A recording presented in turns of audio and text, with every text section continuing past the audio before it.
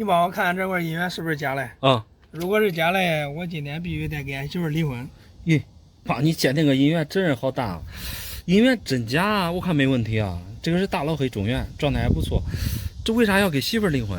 把我气坏了。嗯昨天我们俩才结婚，哦，我给他下了18万的彩礼，嗯没想到压箱底他都给我放了一块姻缘。你不要看他个头小，这种中原的存世量比袁大头少多了。既然是压箱底的姻缘，首先真假毋庸置疑啊！你说谁父母给自己孩子一块假姻缘了？相反，他这大老黑包厢啊，状态还不错。18万的彩礼换一块这个中原，我们作为外人这也没法评价。只要是真假没问题就行了。啊哈！我媳妇说网上有人给她100万，哦，但是实体店却只给我100块钱。咦，那100万，价钱相差太大了。确实大，100万只能说是虚假，也不至于给100啊。100万有可能是网上估高价的骗局，他们估的价不靠谱。但是实体店只给100，那也说明他太黑了，哪有100买姻缘了呀？我觉得差价也不可能那么多。对呀，除非是假的。哦，我是越想越气。啊，哎，只有假的，人家金店才会给我那么多。那只能说你去金店去错了地方。那金店是卖金银首饰的，对这些古玩姻缘知之甚少，给你报100啊，有可能是按银价给你来上来，给你这价钱，只能说明他们不懂行。刚才听你说网上有什么骗局？对呀，不会说值100万的是骗局吧？哦，这可关乎到我余生的存款啊！那网上确实有估高价的骗局，无论真假，但凡你咨询他们啊，他们都会给你乱报价。只要你相信他们之后，后续会给你编出各种收费的理由。再来就是你这种啥都不懂的小白。我没听明白你说的意思。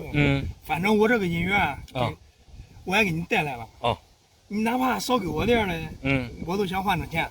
这个你变现也行，正所谓比上不足，比下有余。你想卖100万是不可能的，卖100，咋说也不能证明它是假的，真假没问题。本身这个中原啊，板本身就不多，只有一个3年，最值钱的板也就几万块钱吧。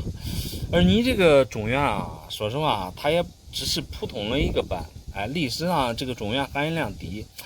它的这个含银量是8银2铜，在当时大家都不愿意留，所以只有一个年份啊，加上是辅币，每2枚当1元，你看这上面写的很清楚，所以一般家庭现在有的也少，物以稀为贵，所以价格啊肯定比那个元大都贵。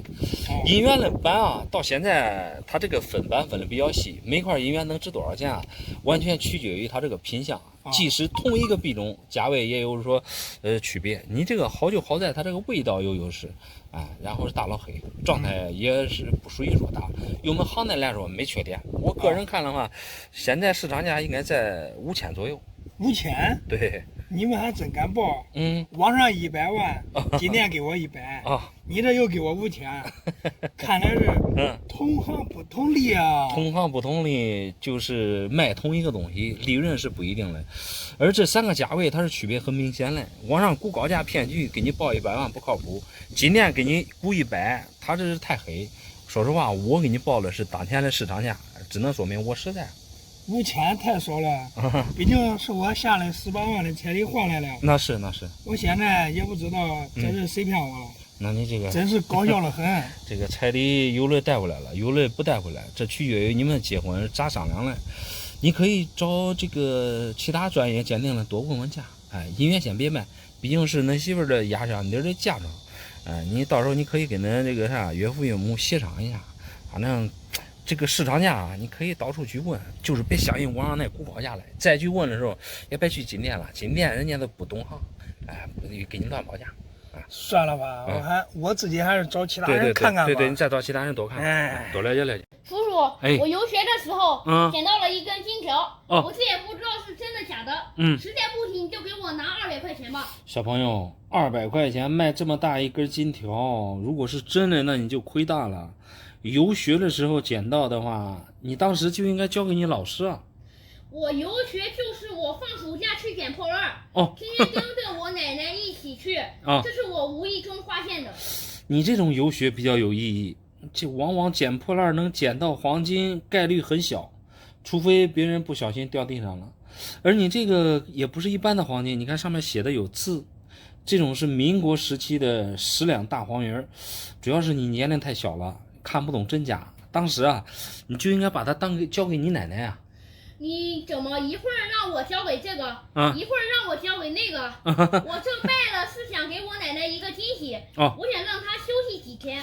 我看你这年龄不大，孝心倒是可嘉，能想起来给奶奶卖200块钱，减轻点负担。你这也不是卖东西的理由，无论是在哪弄的，尤其是像黄金这类贵金属啊，无论真假，以你这么小的年龄，你这不能私自做主啊。你说的对，我去厅院里卖了，别人都嫌我小，说这个东西不能要，说是古董才能找你们。你看我刚才说的对吧？主要是你年龄小，不能乱卖东西，古董找我们就对了。好在你这个大黄鱼是有问题的，如果没问题的话，我刚才就不跟你废话了，直接给你爸妈打电话，让他们过来直接把你和这个金条领走。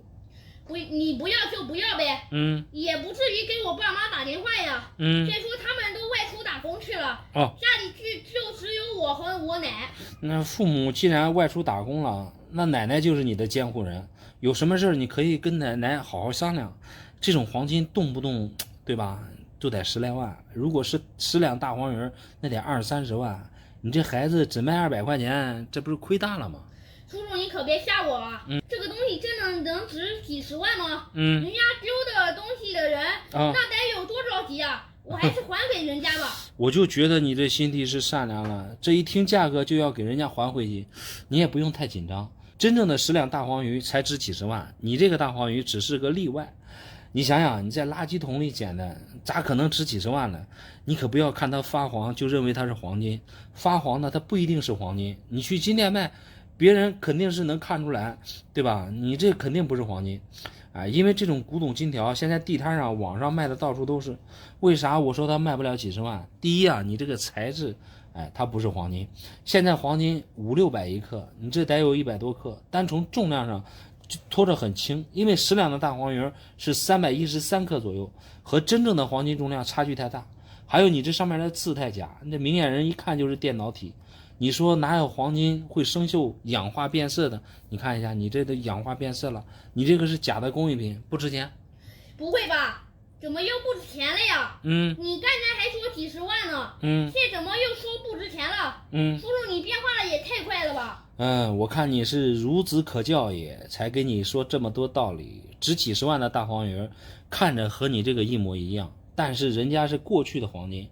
而你这个压根儿它就不是黄金，是比着过去的大黄鱼1:1做出来的，所以价格才会区别那么大。不管能值多少钱，你不给我钱的话，我肯定不卖给你啊。我只知道一手交钱一手交货。你说的很有道理啊，一手交钱一手交货，不能强买强卖。你这个东西等会儿你还拿回去，这个我给你鉴定的一清二楚，你心里有数就行了。别再拿这个东西到处问卖多少钱了，因为你这个既不是黄金又不是古董，拿回去当个小玩意儿玩玩就行了。那好吧，既然不值钱那就算了，反正我也没花钱。我发现我这一次是真发财了，这2个银元里面就有一个几百万的，这一下是少奋斗几十年。我看你这俩都是冤大头，想买几百万必须是大名一品，应该是算得不错。来，我瞅瞅。应该是大名一品啊！我都用放大镜对比过了啊，他们2个有24处地方不一样啊，不是一个模子里面出来的。肯定他们俩不是一个模子刻出来的呀！你这分别是3年和10年的冤大头，具体有多少处不一样？你研究的比我透彻。2块冤大头状态还行之外，我看也没啥斑啊，就是2块普通的年份。这想卖几百万一块，这也太夸张了吧！夸张啥？你这都没有细看。我见着的是他们2个有24处不一样。这不就应该值钱吗？那不一样也不一定值钱啊。3年和10年的模具它不一样，你无论是字口还是原像还是假合，那确实有很多地方不一样。我发现你陷入一个误区啊，因为冤大头发行几亿枚，3894个年份，其中就有很多版，你细分的话，那确实都不一样。你也别给我讲那么多没用的了。这2块银元我已经找网上专家定过价了。2块200万。哎呀，那我只能说你找了这个专家太不靠谱了。你都不知道现在网上有很多伪专家，专门看你想发财啊，使劲的给你往高了瞎报价。当你信以为真之后，就开始各种这个套路你的各种费用，大到几万，小到几千。你口说无凭。这2个银元我买过来就花2000，这2块银元啊，我买过来就花2万了。你现在出价少了，人家家里面有银元的呀，都不甩你。那你给人家1万一块，别人肯定开心啊。关键是别人开心了，你做了冤大头啊。因为银元最近这些年啊，分班分的比较细，什么样的币种，什么样的价位，市场价都比较成熟，不能因为你不懂你就乱买乱卖吧。那是的，没有把握的事情啊，我从来不做。正是网上的专家帮我估价出价了之后，我才出钱给他们买回来的。那只能说你啊，太信任网上那些伪专家了。毫不夸张的说，他们估的价真是误人子弟。只可惜啊，你这是太天真了，也就是想发大财。现实生活当中哪有那大的楼让你捡嘞？网络时代人手一部手机，假如银元2块能值200万，别人是不可能2万便宜卖给你的。就你这2块冤大头而言啊，确实没什么版。3年里边最贵的能值上百万的只有一个签字版，而你这个很明显不是签字版。而10年里边的名誉品太多了，但是能上百万的币，我是一个都没想起来。就你这2块真假而言，这个3年算是通货状态吧。另外这一块10年，我看着这个币面压力不太行啊。看看它的贬值，这贬值就是一眼假了。这个银子是银子，就是假的，不是老，这是真银假币。你这2块，别说卖100万了，你这现在能保本，说实话太难了。你净是胡扯。叫你估价看人家话，200万的东西，你跟我说，不能保本。对，一真一假。那人家网上的专家不比你聪明，网上专家他说了200万，去到地方就给钱。刚才我都跟你说了，他们都是以估高价之名，然后骗你的各种费用。现在有很多套路，有很多人上当，你可以上网去搜一下。至于你这2块银元，我刚才跟你说的很清楚了，一真一假。你是2万赔的是血赔。我也不听你瞎胡说。我买那个银元的人，一个老头，70、80了啊。怎么可能有假嘞？都不可能有假嘞。这个真银假币啊，也不是过去了，这一看这包浆也是做出来了，近些年的东西。你这东西我也给你要不了，给你再去另请高明吧。你这种人啊，就是不吃饱。好，那你再找别人专家赚200万元。我用俺媳妇儿的一个银手镯换了一块银元，我咋看咋像假的，你看看值不值200块钱？你这好歹也是一块龙呀，已经平级入盒了，对比官网就行了。我先瞅瞅。俺这个朋友啊，有点二，我怀疑这东西肯定是假的，他会不会骗着我了呀？哎呀，我想给你吃个定心丸，你这个银元不但不假，你看都已经平级入盒了，而且状态也特别好。这个是24年的机器局，虽然说只给了40分，但是它这个龙鳞好歹也都是全龙鳞，味道不错。这是200块钱，咋回事？咋回事吧？前2天不是情人节吗？我给俺媳妇儿刚买了一个银手镯，包装啥家伙全部都好好的，刚买的花200多，俺媳妇儿还没带上呢，碰见俺那个邻居了，俺那胡同口那邻居，俺那小孩啊，那平常吧，哈哈的，傻不拉几的。去拿银元给你换一个200多的银手镯，那你这一说，肯定都有点二。你听我讲，他拿着咋回事吧？他本来说是拿着这个这个银元呗，说是上首饰店里面去加工。加工一个，现在都不用这个银元加工手镯了，那是加工手镯，那是20-30年前的事了。他说的要加工一个银手镯送给对象了，但是呢那一天他着急时间，着急去见面去了。对，他说用这个银元，正好他看见我拿着手镯，赶巧了换下来啊，明白了，你这算是捡个大漏。我为什么这样告诉你啊？你说的那个手镯才200多块钱，但是就像这银元。200多，你现在买不来啊！你别说买银元了，你买带龙的银毫还差不多，那银毫比这轻1/10。他要是真的，那肯定是我赚便宜了。但是这种银元我没见过，我以前也见过银元，但是没有这样的啊。这看着咋看咋像假的。这个银元呢，人家银元都没有合着，这合着我弄都弄不开。明白了，这个机器局啊，平时并不常见，咱常见的都是大头北洋，但是这个机器局呢，这个发行量少，存世量也少。你这刚才我都跟你说了，你是捡了个大漏，你看这盒子上标注了有价格1.8万，这超不好是一天他1.8万买嘞。你说他有点二不对啊，这1.8万买块龙阳给你花200多块钱的东西，不太可能啊。那不是他嘞，他说了，那是他姐夫哥嘞。拿了他姐夫哥嘞，去给他女朋友加工银手镯。对。结果被你给你换了。对，老板，我刚才听你这意思，那这个银元可值钱？这个银元，因为这个盒子你看一下，这个是老公波40的盒子。虽然说只给了40分，但是它这个盒子是属于老纸盒，也算是限量版。然后当时发行量不多。你这个虽然说只给40分，但是品相比较好。你看它这个龙鳞，包括字口，包括味道，整体都不错。这一块它要是22年、21年卖，可能都得1万多。现在这个银元行情并不是太好，所以说它这个银元即使再不好，但是这一块银元我给你看了一下，因为它存水量少，味道不错。现在你买的话，怎么着也得个6-7千块钱。多少啊？一块6-7千。6-7千？对。有200多块钱的银手镯换6-7千。刚才我都说你捡了一个大漏，你这个朋友他不懂，他拿了他姐夫哥来。不对，老板，你给我搁这说的怪行啊，6-7千，我给你要不要？你给我能要，但是你们俩才换，我害怕明天那朋友再把手镯还给你了，这银元你都再给他买回去有纠纷，明白？瞎胡扯的嘛。那银手镯他送给他女朋友了，他哪管再还我了，即便他都真反过来，我肯定不认了。这样吧，都是新的。如果说那朋友真不懂的话，你可以给他说一下价值，或者卖了钱分他一部分。你这老板咋不明点儿？我给他说价值，他还为我还吗？他肯定不愿意啊！我不能给他说，那不行，我的了。你们这现在有纠纷，我感觉你还是啥意思？我要不了，你不要，我不要，你不要，你给我说半天。确实值这个价啊。奇葩，真奇葩！俺婆婆送给我一块外国的银元，没想到上面带的竟然有中文，让我气得要吐血。我看你这是一块大幅银元，那你细数的话，还真不是咱国内的银元，状态还不错。来，我先瞅瞅。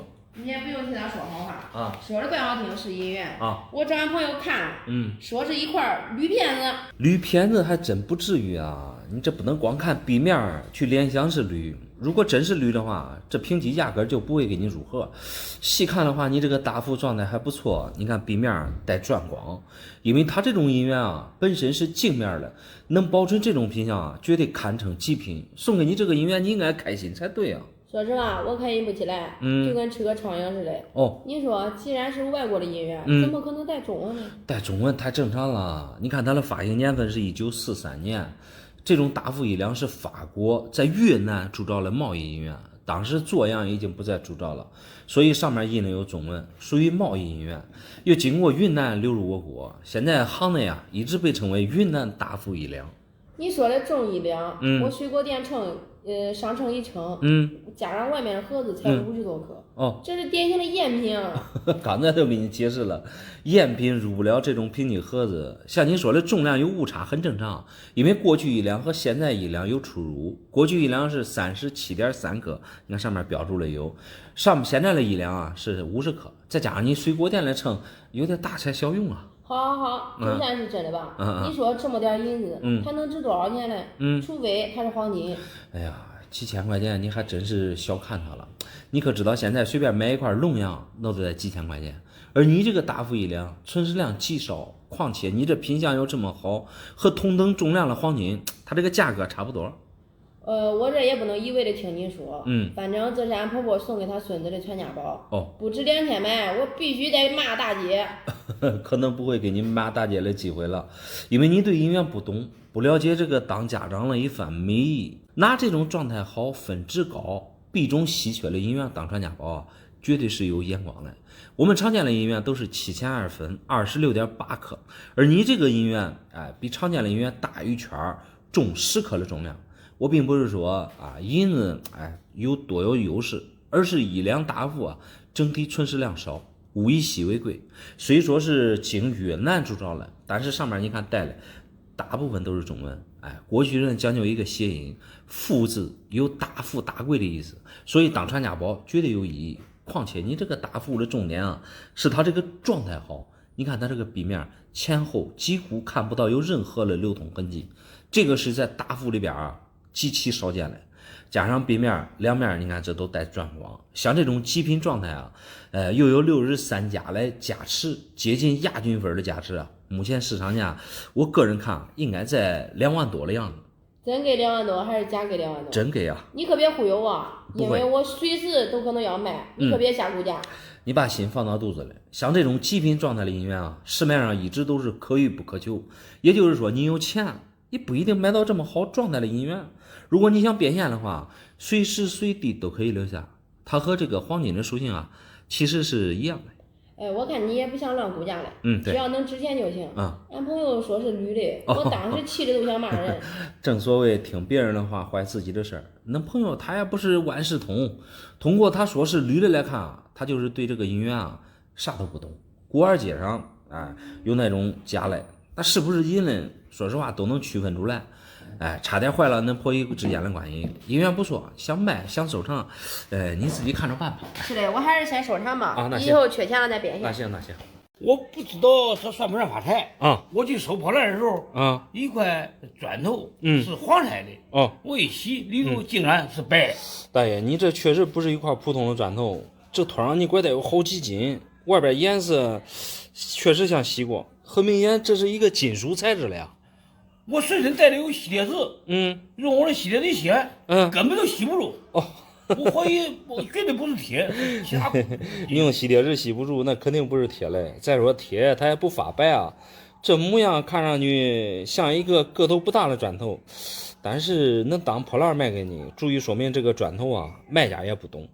依我看，这外边你洗掉了这一整啊，应该是镀金，里边发白应该是银嘞。当破烂收来，恭喜你捡个大漏啊！你说的很对，卖给我这个东西啊，是一个老婆，有90多岁了，90多岁的老婆，他是从墙里头扒出来的砖头，从墙缝里头扒出来的，他说是50块钱卖给我的，50块钱确实不贵，咱就说句不好听的，你就算是一个铁疙瘩，就这个造型也能值几十块钱，90多岁的人了还去工地捡砖头。人家多不容易，你改天见了他，多给他点钱下次我见了他，我都得多给他这10块20块的。会不会是过去的误会，不是钱？那你这有可能是老房子里不拆出来的。在哪拆来不重要，古董的话还真谈不上。你像过去的金银锭，它都有一定的造型。你像银锭中间摘2头宽，晚清时期的对吧？锭子它都是元宝的形状，而你这个又呈长方形，要包浆没包浆，它就是现在的金宝银嘛。对，你说的很对就是金宝银这网上专家我叫他看了鉴定了，他说了炒的是金宝银里头，那你这个价值我听几百万，就冲他说了几百万你都白信。网上的那些专家刚才我都说了，明朝这个金银锭它就没这种造型，而你的这个金宝银工艺，也就是最近这几年在金银首饰上的一种产品，很明显和你这个没任何关系咱俩别掖着藏着了今天我就是拿过来给你拿过来，你就坦诚的说，看不看好给我值多少万嘛？那行，那你既然这样说，那我就给你说道。首先，为什么说你这个不是古董？你像明朝那时候开始这个银子都是官方和民间使用最多的货币，最大的器型能达到3斤8两，和晚清的元宝形状差不多。它类似于这个船形，也就是我们现在说的银锭，上面有落款，什么时间什么地方，当然个头小了有塑定。每个省跟每个省它的造型形状还不一样。从形状上来说，和你这个砖头模样不沾边，这是一个点。另外一个点就是过去的古董因为他们时间的原因它这个顶面都有包浆之类的，而你这个没有老气儿，这一看就是近代的东西。至于说不是什么金宝银，那就更无从谈起了。外边这一层也不是什么黄金，这个也就是我看也就是2、3万的东西吧。才给我2、3万吗？对。你这出的价钱太小气了，咋你就说你专家也得给我个100-200万呢？不是我小气，你咋算的？你这顶破天无非也就是一块银砖，有多少重量直接按它的银价算。现在银子也就6块多钱一颗，你有多重直接乘以银价就行了。网上专家给你300万那都是忽悠你了，都是忽悠人了。你给我几万块钱，我肯定不卖给你他给我2300万，我不给我2300万，我不卖，卖除非我是傻子了。那你要懂得给我200多万差不多。这毕竟这个银砖啊，你是花70块钱买回来了，这一下子赚了几千倍的利润。关键是网上专家给你估报价，他是另有所图。300万，你说谁会买你这个砖头嘞？别到头来钱没买到，再让别人骗你点钱，那就得不偿失了。好，给我吧，我看你也受不起。好，那你我不卖啊！不卖。我这拆过去的老房子，拆出来150块银元，上面除了有点脏，没有其他毛病。你看值不值？200一个。你那是银元上面的包浆，这不算啥毛病。这200一个，一听啊，你对银元都一窍不通。来，我先说说。咋可能一窍不通呢？银子多少钱一斤？我知道。虽然说银元含银量不准，我保证这些银元都是真的。首先，真假是没啥问题啊，这些银元根本就不用细看，这都是一眼开门的状态。银元的含银量是9银1铜，虽然说只有89%的含银量，但是自古以来可不按银价算。你这些虽然说大多数啊都是冤大头，状态可以归纳为铜货。但是壁面无伤无戳，你这上来报200一个，说明你不懂行情啊。反正都是意外收获啊。本身盖房子就缺钱。昨天150块钱一个，卖给俺邻居30个，他嫌有点脏。刚才就跟你说的很清楚了，这外边是银元的包浆，现实生活当中这可不算啥毛病，反而有些包浆啊，让人看着更舒服。有些带老包浆的还会贵一些。150块钱一个卖30个，那我只能说你卖的有点亏了。无所谓，邻居的。我们经常在一块喝酒。少几十多几十无所谓，我让他挑的呀，都是带龙的。我说这一堆里边咋没有一块龙呀？你这确实是不懂。第一，价值是真奇葩，150块钱，说实话连银元的银价都不够。第二个，你这竟然还让他挑，就全部龙样。这龙样可比你这里边的袁大头贵多了，卖了都卖了吧。你把话说清楚啊！这一块银元究竟能戳多少钱？说的呀，我心里都有点发毛。他说的喜欢袁大头，只给我100一个。给100一个，你直接不卖给他是对的。既然你们都已经交易了，我再给你讲那么多啊，这好像有点显得不地道了。这有啥你说呗。一般一块龙阳的价值啊，通常是常见袁大头的这个普通年份的2倍以上，具体价格还得以实物为准。反正龙阳不便宜。好歹只卖给他了30个，这相当于60块的价值了。我忍也就无所谓了，毕竟我们是好邻居的。那你能这样大度，那确实是无所谓了。首先啊，你这盖房子能扒出来150块银元，相当于是捡了个大漏，正好这一笔费用可以用到建房子上。刚才你上来给我要200一个，你说实话吓我一大跳哈！你要是放20年前，200一个我都给你全部打包，因为符合那时候的行情嘛。现在价格早都不一样了，就按你说的按斤称，这一块26.8克的银子，怎么着现在也能卖个200块钱啊？更别说你按无机文物来算了，就单说你这些袁大头为例啊，壁面但凡无伤无戳的，这都是铜货。铜货指的就是流通过的银元。袁大头一共发行过4个年份，3、8、9、10，里边最贵的是8年，也就是除了8年之外，3、9、10这3个年份价格是一样的，只要不带版，这都是1000一个。150个里边啊，肯定多多少少有一些带版的，具体都是啥版，我再一个一个的给你细挑出来，挨个算账。乖乖的，听你说这意思，我现在120个银元至少能值12万。对，如果都是带龙的，一个能卖2000以上。对，你说的价格差不多吧？因为龙样它也分很多种，刚才我只是跟你说的最基础的生龙，你像存世量更少的中央龙，那价格会更高，尤其是那些状态品相非常好的，那还能加价。